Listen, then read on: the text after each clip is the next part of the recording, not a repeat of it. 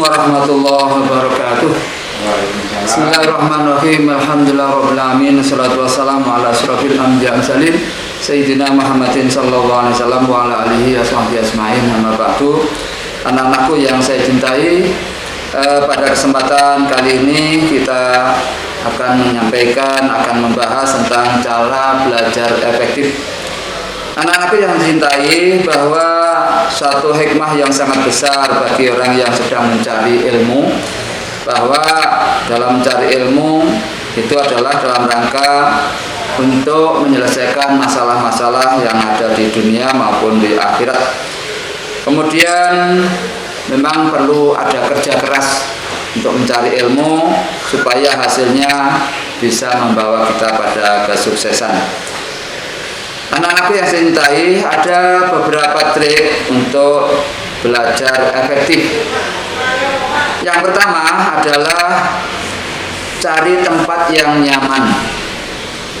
Suasana yang nyaman akan membantu otak bekerja lebih prima. Kemudian yang kedua, tentukan waktu belajar yang baik dan tepat. Bahwa kalau kita belajar, ya, waktunya adalah waktu yang efektif untuk bisa untuk Islam. Dalam agama Islam diajarkan bahwa waktu yang bagus, yang efektif untuk belajar yaitu pada pagi hari dan sore hari. Pagi hari setelah bangun tidur, kemudian sore hari setelah tidur siang. Kedua waktu ini terbilang efektif untuk mencari ilmu. Namun dalam jam-jam belajar itu pun juga bagus, yaitu mulai pagi sampai siang. Yang ketiga adalah tentukan metode belajar menurut kita sendiri, karena memang cara belajar, metode belajar itu bermacam-macam. Setiap orang bisa menggunakan metode yang berbeda. Ya, cari metode belajar yang bervariasi sehingga tidak membosankan. Kemudian yang keempat adalah belajar dengan disiplin. Kita tentukan waktunya, kita lihat jadwal pelajaran, ya, waktunya juga kita tentukan dan kita taati, kita disiplin di dalam belajar. Jangan sampai ada waktu-waktu yang kosong sama sekali kita tidak menggunakannya untuk belajar. Kemudian berikutnya, jangan biasakan kalau besok akan ada ujian, akan ada ulangan, baru malamnya belajar. Itu adalah suatu kebiasaan yang tidak baik. Yang kelima adalah tulis ulang setiap materi yang diajarkan. Jadi setiap materi, tiap pelajaran itu disampaikan oleh Bapak dan Ibu guru, maka sediakan buku catatan, catat hal-hal yang diajarkan itu. Termasuk juga Anda bisa merangkum materi pelajaran yang ada di dalam buku. Silakan untuk dirangkum. Dalam rangka apa? Catatan itu bisa digunakan untuk belajar atau belajar ulang. Saat di sekolah Anda mencatatnya singkat-singkat, kemudian nanti di rumah diulang lagi. Nah, itu adalah lebih mengutamakan keberhasilannya di sana. Kemudian jangan lupa minum air putih. Kenapa? Karena otak kita yang kita gunakan itu perlu oksigen. Ya, kalau kita kekurangan oksigen, maka kepala kita akan pusing, mata kita mudah mengantuk. Maka siapkan juga air putih di samping meja belajarmu. Kemudian yang ketujuh, menjelang ujian jangan terlalu banyak belajar. Dan ini kebiasaan yang keliru, yang menggunakan sistem SKS, sistem kebut semalam, itu tidak cocok. Jadi Anda harus belajar itu tiap hari, rutin, disiplin, ya. Jangan saat akan ada ulangan. Menjelang ulangan kurangi. Kenapa? Karena bisa mendatangkan sakit yang menyebabkan kita tidak bisa mengikuti ulangan ataupun ujian. Kemudian yang kedelapan, learning by discussion. Jadi belajar sambil diskusi itu merupakan metode yang sangat efektif. Karena dengan diskusi maka akan memudahkan kita untuk bertanya ataupun menyampaikan jawaban pada teman. Saling mengasuh, saling bertanya antar anggota diskusi. Ya. Di dalam diskusi tidak ada yang bodoh, semuanya bisa menyampaikan, bisa menjelaskan kepada teman yang lain dan lebih bebas. Maka perlu kita belajar itu belajar bersama, belajar dengan sistem diskusi. Kemudian berikutnya kesimpulan adalah learning by doing. Metode belajar ini di dalam sekolah perlu ya.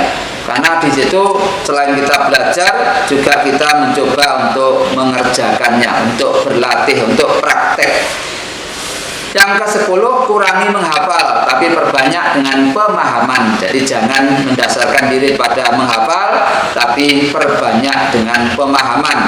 Ya, Anda sesuaikan dengan doa kita saat kita mau mencari ilmu, mau belajar. Doa kita adalah Robbi zidni ilma warzuqni fahma waj'alni min ibadika sholihin. Ya Allah, tambahilah saya ilmu dan berikan pada saya kepahaman. Jadi paham itu adalah penting, ya, tidak menghafal tapi paham.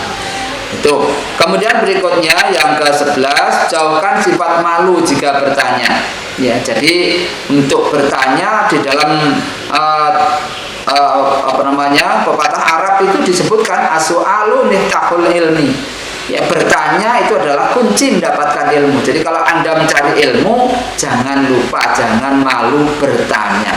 Tidak paham, tanyakan pada bapak dan ibu guru pengajar.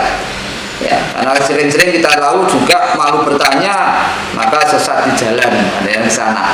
Sehingga dan juga Al-Quran juga disebutkan fas'alu ala dzikri kuntum la ta'lamun. Bertanyalah pada orang yang ahli jika kamu tidak mengetahui tentang sesuatu. Jadi jangan malu untuk bertanya kepada siapapun, kepada bapak ibu guru, pada teman ataupun pada siapapun, lewat jalur apapun, lewat tulis, lewat lisan ataupun lewat yang lain silakan. Jadi jangan lupa, jangan malu bertanya jika tidak paham.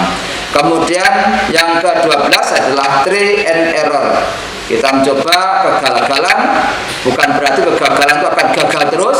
Gagal adalah landasan atau kegagalan itu adalah jalan menuju sukses, atau kegagalan adalah kesuksesan yang tertunda. Jadi jangan menyerah. Tetap inna ma'al usri yusron. Sesungguhnya dengan sungguh-sungguh, dengan dengan bersulit-sulit ria, ya, kita akan mendapatkan kemudahan seperti itu. Kemudian yang ke-13, cintai pelajaran yang kamu suka tanpa menyampingkan pelajaran yang lain. Jadi kalau di pelajaran kelas 10 itu pelajarannya berjumlah 17 mata pelajaran. Sukai, ya, cintai semuanya. Mungkin ada yang lebih Anda cintai.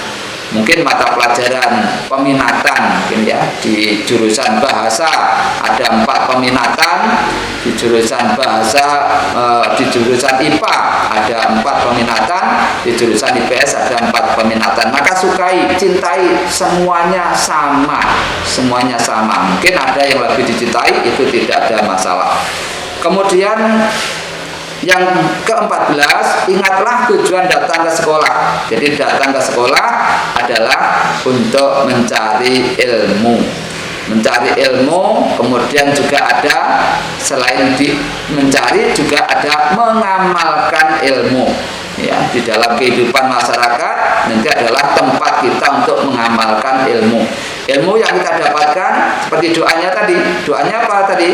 Waj'alni min ibadika sholihin, dan jadikanlah kami hamba-hambamu yang soleh. Siapa orang soleh itu? Orang soleh itu adalah orang yang dapat ilmu dan ilmunya diamalkan. Jadi jangan katakanlah mata pelajaran PKWU jangan hanya dilakukan di sekolah, tapi amalkan juga dalam kehidupan di masyarakat. Ya, tentang makanan atau tentang tumbuh-tumbuhan atau tentang praktek-praktek apa, silakan diamalkan. Ya, dari situlah akan memunculkan pintu-pintu anugerah, alias apa? Pintu ekonomi, pintu rezeki. Yang siang hari yang nanti coba dilihat di bagian yang akhir itu juga, dan bukalah pintu-pintu anugerahmu. Dengan cari ilmu kemudian kita amalkan, maka akan terbuka pintu-pintu anugerah. Kemudian berikutnya adalah banyak membaca. Kita tahu bahwa ilmu masuk dalam diri kita itu lewat dua jalur, ya, lewat dua jalur apa? Yang pertama adalah jalur membaca. Iqra, dengan membaca maka ilmu itu akan masuk dalam diri kita. Dan yang kedua apa? Mendengarkan. Ya, kita punya mata, kemudian kita punya telinga, sehingga dua-duanya insya Allah akan berfungsi untuk masuknya ilmu dalam diri kita. Sehingga banyaklah membaca, banyaklah mendengarkan. Saat dijelaskan oleh Bapak Ibu Guru, silakan banyak mendengarkannya dan mencatatnya. Ya, karena mencatat ini adalah bagian dari usaha kita untuk membacanya lagi di rumah nanti. Yang ke-16, learning by keyword. Jadi kalau Anda belajar, cobalah dengan membuat kunci-kunci. Mungkin ada disingkat, silakan. Ya, disingkat itu untuk memudahkan kita belajar ulang, pelajari ulang. Memahaminya, terus dimunculkan bentuk kunci, kata-kata, huruf-huruf dimunculkan seperti singkatan-singkatan. Kemudian berikutnya membuat, yang terakhir membuat flashcard ya, flashcard.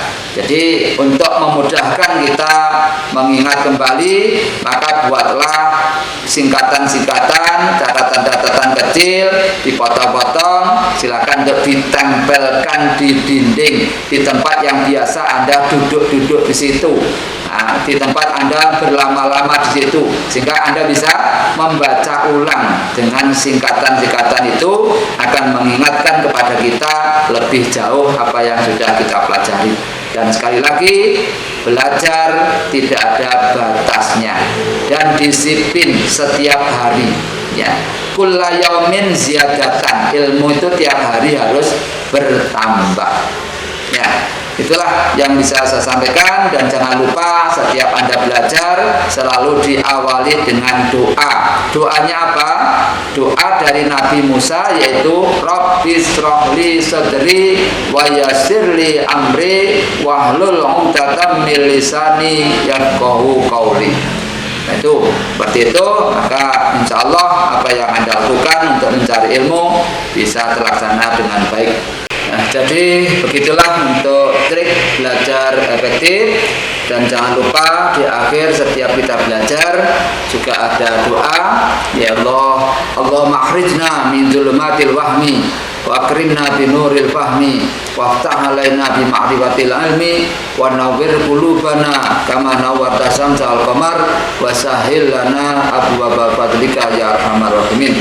Jadi demikian untuk belajar efektif. Secara singkat saya sebutkan ulang, yaitu cari tempat yang nyaman, tentukan waktu belajar yang baik dan tepat, tentukan metode belajar menurut hati Anda masing-masing, belajar dengan disiplin, tulis ulang materi yang diajarkan, biasakan juga minum air putih, kemudian jangan belajar saat menjelang ujian, kemudian learning by discussion, belajarlah dengan cara diskusi, learning by doing, kemudian kurangi menghafal tapi perbanyak dengan pemahaman, jauhkan sifat malu untuk bertanya, kemudian try and error, cintai semua mata pelajaran. Dan tujuan datang ke sekolah adalah untuk mencari ilmu. Banyaklah membaca, kemudian learning by keyword, dan membuat flashcard. Terima kasih. Wabillahi taufik wal hidayah wa biridho wal naya. Assalamualaikum warahmatullahi wabarakatuh. Waalaikumsalam.